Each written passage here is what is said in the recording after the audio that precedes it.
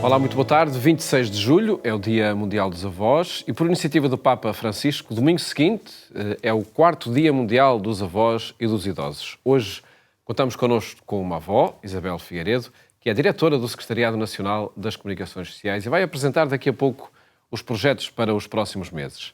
Primeiro, queremos destacar notícias que marcam a atualidade. Cari fratelli e sorelle, buongiorno.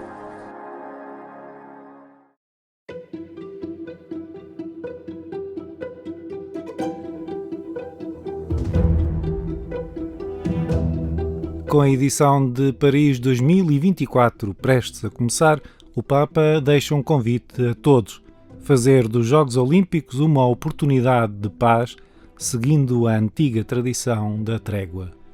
Questa settimana inizieranno i Giochi Olimpici di Parigi, che saranno seguiti dai Giochi Paralimpici. Lo sport ha anche una grande forza sociale, capace di unire pacificamente persone di culture diverse. Auspico che questo evento possa essere segno del mondo inclusivo che vogliamo costruire e che gli atleti con la loro testimonianza sportiva siano messaggeri di pace e validi modelli per i giovani. In particolare, secondo l'antica tradizione, le Olimpiadi siano occasione per stabilire una tregua nelle guerre, dimostrando una sincera volontà di pace. E non dimenticatevi di pregare per me. Arrivederci.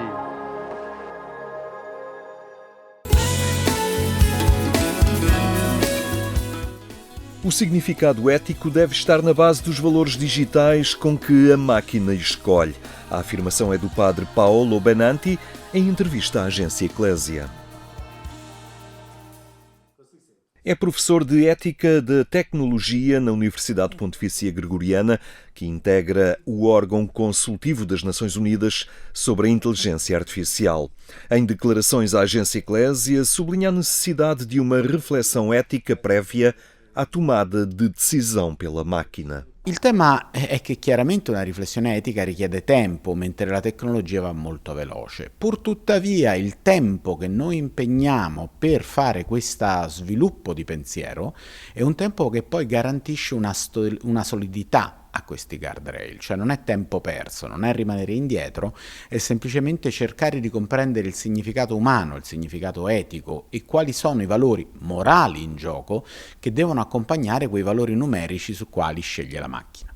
Paulo Benanti reconhece que muitos teólogos e muitos especialistas em ética não são tecnológicos. Este é um primeiro desafio, permitir a outras disciplinas que façam parte desta abordagem tecnológica. Desde logo, a importância de uma memória completa que se liga aos acontecimentos reais e não a meros dados. Quando parliamo di memoria, di che cosa parliamo? Parliamo di dei bit all'interno di una macchina o parliamo di quell'esperienza vitale di una persona? Pensiamo alle grandi tragedie del Novecento. La giornata della memoria è quel giorno con cui vogliamo ricordare quel massacro insensato e ingiusto dei nostri fratelli ebrei. Ecco, è la stessa cosa quando parliamo di memoria dei dati della macchina. È chiaro che la sfida è qua, poter dare a delle parole che oggi acquistano un nuovo significato anche l'eco di quel significato antico e profondo per l'essere umano.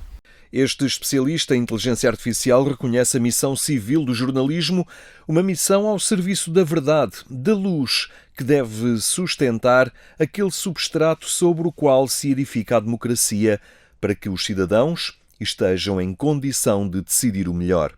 Mas hoje há a tentação de criar um texto online utilizando a inteligência artificial e sem nenhum jornalista. Però qui l'assenza della mediazione umana ci dice che qualcuno che vorrebbe piegare le notizie verso una parte o verso l'altra, le famose fake news o l'uso interessato dei mezzi di comunicazione, lo potrebbe fare molto facilmente. Ecco che dobbiamo riscoprire questa vocazione antica del giornalismo e a quel punto l'intelligenza artificiale sarà uno strumento corretto se aumenta le capacità del giornalista, cioè gli fa fare ancora meglio quel suo ruolo, gli fa vivere quella sua missione. Hoje é preciso saber para onde se quer ir, ter ideias claras e não sucumbir na indecisão, porque escolher obriga sempre a abdicar di algo che fica para trás. La nostra libertà è una facoltà del definitivo, cioè io nasco Paolo, ma chi sarà Paolo? Sarà la somma delle scelte che io farò. E allora questo ci dice che avere in mente questa destinazione, avere in mente questo orizzonte ultimo è quello che serve a dare senso alle cose, non solo a vivere scelte che hanno un frutto. E questo va applicato anche all'intelligenza artificiale, va applicato anche a questa nostra situazione contemporanea. Representantes de várias religiões mundiais assinaram recentemente em Hiroshima um apelo conjunto em favor de uso ético da inteligência artificial e apelam para a importância vital de orientar o desenvolvimento da inteligência artificial com princípios éticos para garantir que serve o bem da humanidade. Como estar atento para detectar e agir, para chegar próximo e reparar. Na Universidade Católica em Lisboa, uma abordagem do cuidar. Como reparar, uma resposta aos maus tratos e abusos, promovido pelo Centro de Estudos dos Povos e Culturas de Expressão Portuguesa da Universidade Católica, reuniu em Lisboa diversos responsáveis de instituições ligadas à Igreja Católica e da sociedade civil. A sessão foi orientada pelo projeto Cuidar e destacou temas como a prevenção, o estar atento para detectar e agir, para chegar próximo e reparar. Destaque neste processo do cuidar foi dado às redes de apoio. Redes de apoio são serviços especializados, é a importância que cada um de nós tem nas nossas famílias, naqueles que estão à nossa volta e nas organizações das quais nós fazemos parte como Igreja e como sociedade. Terminar como começamos, passando esta mensagem de que na reparação, para a reparação integral, que é algo que nós não temos ilusões de procurar que a reparação seja o devolver à pessoa que foi vítima de alguma forma de maltrato ou de abuso a realidade que existia antes desta vivência, mas saber que nos devemos empenhar em aproximar-nos o mais possível desse momento anterior. A coordenadora executiva do Projeto Cuidar realça que a prevenção é feita de pequenas coisas e tem de ser assumida por todos. Tem crescido muito a vontade das organizações de levarem estes temas para a formação contínua dos trabalhadores, ser algo que está permanente e que não é um tema que surge para resolver problemas, mas é um tema que surge não acessório, mas de forma principal na missão da maior parte dos que aqui estamos, com funções e com missões de cuidar dos outros, sejam de crianças e de jovens, sejam de adultos em situação de particular vulnerabilidade, mas também como sociedade do cuidado uns dos outros e das relações entre adultos também. A importância dada também ao recrutamento seguro, à exigência de registros criminais a quem trabalha com crianças e jovens, tudo são fatores determinantes para a redução do risco. O encontro sublinhou também os riscos e as consequências particularmente lesivas e graves quando os abusos ocorrem na infância. É um tipo de trauma que depois deixa tanto impacto na vida das pessoas, que estas pessoas precisam de fazer acompanhamento psicológico para trabalhar estas memórias traumáticas, para se conseguirem ajustar na sociedade, principalmente no que diz respeito a estabelecer relações saudáveis com os outros, a estabelecerem relações saudáveis com elas próprias e a conseguirem ter mais funcionalidade na sua vida, porque depois também há muitas dificuldades ao nível da regulação emocional, de o assumir o compromisso, de conseguirem estar em determinados ambientes, enfim. Nestes casos, o tipo de apoio tem de ser estruturado consoante o tipo de situações de que a vítima foi alvo. Porque muitas das vezes, quando falamos de trauma relacional ou deste trauma de desenvolvimento, nós não estamos a falar de apenas uma situação que elas viveram muitas situações e às vezes não foi só o abuso físico, foi o abuso psicológico, foi o abuso sexual, foi o bullying na escola, foi a rejeição, foi a negligência, enfim, portanto isto torna todo este quadro num quadro que os especialistas no trauma referem que se trata de um trauma complexo, porque acaba por ter muitas situações para trabalhar. As situações que ocorreram reclamam reparação e ela tem também um profundo alcance cristão. Toda a teologia da reparação tem a ver com devolver à pessoa a sua identidade e a sua dignidade face a um mal que foi feito, não é? E por isso, trabalhar o tema da reparação não como uma coisa leve, mas como algo que tem a ver com a integridade da pessoa toda, não é? E eu atrever-me a dizer que, de facto, a reparação tem a ver com o processo de cura da pessoa. E naquilo que é o nosso trabalho pastoral, em termos de acompanhamento de situações de vitimização, é fundamental não reduzirmos a reparação a aspectos monetários ou jurídicos, mas termos em conta aquilo que é o acompanhamento pastoral da pessoa toda, de modo a devolver-lhe aquilo que é a sua dignidade. Nós acreditamos que a pessoa pode ser curada. Entretanto, o projeto Cuidar destaca o crescimento da responsabilidade e envolvimento das organizações na proteção de menores. Nós aqui, em concreto no Patriarcado de Lisboa, tivemos a aplicação de um protocolo com a APAV e durante este ano pastoral possibilitámos a criação de uma sensibilização geral a agentes pastorais, a catequistas, a outros sacerdotes, a pessoas que trabalham com a EPSS e, portanto, ao todo tiveram mais de 4.000 pessoas envolvidas nesse processo, em termos daquilo que é a criação de uma cultura de sensibilização para o tema.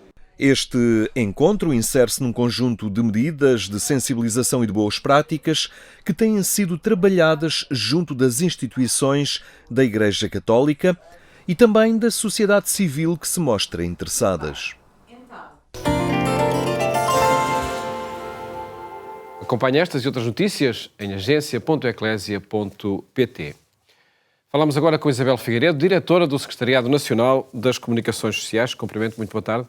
Boa tarde. Obrigado, Isabel, por estar aqui no programa Eclésia para falarmos de projetos de comunicação, sem dúvida, claro. Mas não podemos passar ao lado desta circunstância de, no domingo, se assinalar o Dia Mundial dos Avós e dos Idosos. Uma iniciativa do Papa Francisco, no contexto do Dia Mundial dos Avós. Que experiência é esta que muitos de nós vamos viver, esperamos, não é? Olha, em primeiro lugar, a minha gratidão por ser apresentada pela primeira vez como avó aqui neste programa. É com muito orgulho e com muita alegria que estou também nessa condição. Eu diria mesmo que é a condição essencial, porque nós primeiro somos pessoas e depois somos as nossas profissões, não é? Mas sim, o Dia Mundial dos Avós é um dia muito bom e o Papa Francisco consegue sempre pôr o foco nas ideias que ele considera fundamentais para a atualidade, de uma maneira muito clara, muito exigente e muito nítida. Eu estava ainda há pouco a pensar como as palavras deste ano são até um pouco, eu não diria contundentes, talvez estou à procura do adjetivo certo. Mas o tema da mensagem. O tema da mensagem para este dia. Na velhice não me abandones. Na velhice não me abandones, que é retirado de um salmo, como habitualmente também o Papa o faz, mas que esta palavra abandono é tão intensa e depois, ao mesmo tempo, estávamos a falar da condição da avó, que é exatamente o contrário, não é? Há uma dimensão negativa no abandono e há uma dimensão extraordinariamente positiva na condição de ser avó. E por isso há sempre este contraditório em tudo o que o Papa nos diz que nos faz refletir. Mas voltando ainda à condição da felicidade... Que transformação é que acontece quando... Há uma transformação enorme, não é? Porque eu costumo dizer muitas vezes que é o melhor clube do mundo, este dos avós. E que é uma realidade que nós só apreendemos verdadeiramente quando somos. Eu já vou a caminho do segundo neto, isto não é nada de especial, porque há avós que têm 20, 30, 13, 14, vou a caminho do segundo. Mas acredito que se vive de forma mais intensa também nos primeiros netos, não é? É extraordinário, sim, é extraordinário porque nós vivemos uma alegria que é misturada com um sentimento de proteção e com aquele sentimento se quando somos pais achamos que os nossos filhos são os melhores do mundo e os mais bonitos do mundo, principalmente quando eles nascem, não é? Um comentário muito habitual. Os avós então acham que os netos são mesmo um tesouro que nos cai no colo e que nós cuidamos com imenso cuidado e com imenso amor. E que fronteira é essa entre o permitir que os netos, de alguma forma, enfim, se possam satisfazer todos os seus desejos e garantir também os limites necessários à educação? Os avós são aqui uns, enfim, que dificultam um pouco. Já sei o que é que o Paulo está a pensar. Sim. Aquela velha teoria de que os avós estragam e os pais educam. Eu acho que é um bocadinho verdade, sim. Eu acho que é um bocadinho verdade. Eu dou um exemplo muitas vezes entre os meus amigos, que é o seguinte: quando nós éramos miúdos, tínhamos imensas... Os pais controlavam imenso o que nós comíamos e o que nós... Se podíamos comer doces, não comíamos comer doces. E agora, em casa dos meus pais, que são avós de muitos netos, há um armário só com doces, os netos sabem que podem comer tudo o que quiserem e não há qualquer limite. Portanto, eu acho que sim, eu acho que na verdade nós estragamos um pouco, mas estragamos com uma alegria e com uma disponibilidade que não temos enquanto somos pais. O Papa Francisco insiste muito nesta necessidade de valorizar as pessoas idosas, os avós, e insiste também no diálogo entre gerações. Que segredo é este para o bem comum, para a estabilidade das famílias e dos povos? Eu acho que mais do que um segredo, Paulo, eu acho que é uma meta que nós estamos longe de atingir. É verdade que o Papa Francisco faz isto muitas vezes. Ele muitas vezes também fala da sua própria avó, não é? E da importância que a avó teve na sua vida. Eu diria que há uma minoria que corresponde a essa realidade que se deseja. Porque, na verdade, a separação entre gerações é muito real. A incapacidade que a nossa sociedade e o nosso tempo tem de permitir que os avós, os pais e os filhos, portanto, este cruzamento de gerações, se consiga acontecer com regularidade, também é muito difícil. E por isso eu acho que o Papa nos põe uma meta e diz que, enquanto sociedade, enquanto humanidade, vocês têm que caminhar para este intercâmbio, vocês têm que conseguir. Por ser indispensável para a própria humanidade. É indispensável, não? Quer dizer, se a pessoa olhar para trás, lembra-se do respeito que se tinha pelos idosos, e hoje em dia, por muito que nos custe, por muito que seja difícil de aceitar, a grande maioria dos idosos estão afastados, efetivamente. E voltamos à tal questão da palavra abandono, que é muito dura, é uma palavra dura, mas que eu acho que nos tem que fazer pensar. E eu não acho que isto aconteça por vontade absoluta das pessoas, neste caso dos filhos. É como se fosse a sociedade que nos empurra para isto. Com o número de horas de trabalho que existem, que é excessivo, com as casas que são pequenas e que não permitem que se possa ter os pais em casa... há uma série de circunstâncias que fazem com que, na verdade, a partir de uma certa idade, comece a sentir-se este peso dos mais velhos. E tem que ser transformado em sabedoria, em potencialidade para a vida dos mais novos, não é? Claro, e quando eles estão todos à mesa, quando nós temos a possibilidade de estarmos todos à mesa, eu lá em casa pelo menos é assim que vejo como é que os mais novos ouvem com uma paciência e com uma curiosidade e com um certo encanto, entre aspas, as histórias que os avós contam repetidamente. Portanto, nós que já as ouvimos, até podemos dizer, mas eu já ouvi 50 vezes, mas os miúdos pensam que querem ouvir outra vez. E isso é uma pena perder-se. E esperemos que, de facto, nunca se venha a perder. Isabel, falemos de projetos de comunicação nos minutos que nos restam deste nosso encontro. Em setembro chegam as Jornadas de Comunicação Social. Qual é a proposta que é feita aos participantes este ano? Este ano andámos a hesitar, devo confessar, porque o foco era sempre a inteligência artificial. E apesar o tema da mensagem do Papa. O tema da mensagem do Papa, o tema que está a circular em toda a comunicação social, em todos os grupos sociais, por todo o lado. Em todas as revistas, em todos os órgãos de comunicação social. Ainda, por essa razão pensámos, será que vamos continuar a insistir nesta questão? Mas depois concluímos, como o Paulo bem sabe, concluímos que sim, que deveríamos fazê-lo, não é? E, portanto, nós vamos andar à volta da inteligência artificial com um título muito bem escolhido, eu posso dizer à vontade porque não fui eu que o escolhi, que é o jornalismo artificial. Mas vamos ver como é que nós conseguimos trabalhar a partir daí. Nesta jornada, será uma ocasião de encontro com profissionais de comunicação social, de homenagem também? É verdade, desta vez nós procuramos sempre que seja um momento de formação, um momento de trabalho prático, portanto temos nestes últimos anos temos sempre encontrado forma de ter um tempo nas jornadas para que todos os participantes possam efetivamente pôr as mãos na massa, se assim se pode dizer, e desta vez achámos que tínhamos a obrigação, o dever e o gosto de fazer uma homenagem particular a um homem que foi decisivo em termos de comunicação social e concretamente em termos de comunicação social da Igreja, o cônego Rego, António Rego, meu antecessor nestas funções de secretariado, e vamos fazê-lo o melhor que nós pudermos, o melhor que nós soubermos, entre uma mistura de surpresa e uma mistura do que se tem que saber previamente. Mas sim, vamos encontrar um momento específico nas jornadas para poder fazer uma homenagem, porque as homenagens fazem-se enquanto as pessoas estão cá. Esta é uma realidade que nós temos que existir. E este ano ele faz 60 anos de ordenação sacerdotal, Exatamente, não é? achámos que era um número bom, um número redondo, e para o poder homenagear como ele merece. Outra iniciativa será no âmbito do Jubileu, em 2025. De que forma é que o Secretariado das Comunicações Sociais, a Conferência Episcopal, se vai envolver nestas celebrações desde o seu início? O Jubileu deste setor é o primeiro, não é? É verdade. O ano do Jubileu inicia-se precisamente com um olhar sobre os profissionais de comunicação social. É muito interessante porque no início dizíamos Jubileu dos jornalistas e hoje em dia dizemos Jubileu do mundo das comunicações ou do mundo da comunicação. Portanto, abrindo muito a participação de todas as pessoas que trabalham em comunicação social. Nós queremos levar um grupo, não um grande grupo, mas queremos levar um grupo representativo dos secretariados diocesanos do país. Não conseguiremos certamente levar todos, mas estamos a tentar levar o máximo.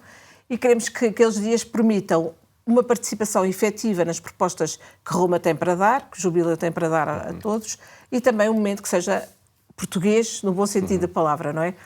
Um momento pensado para os portugueses que vão a Roma. Isso acontecerá em janeiro. Em janeiro, é verdade, no final de janeiro. E pronto, e sabemos que Roma está cheia de pessoas, sabemos tudo isso, mas havemos de encontrar um tempo para conseguirmos estar todos juntos. E daremos mais notícias logo que possível também por aqui. Isabel Sim, Figueiredo. ainda não é, ainda temos que guardar mais alguma coisa.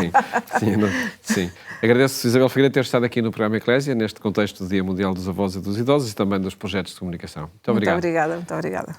Programa onde quisemos, de facto, assinalar este Dia Mundial dos Idosos e dos Avós que o Papa Francisco convoca para o próximo domingo. Desejo-lhe uma ótima tarde e até amanhã, se Deus quiser.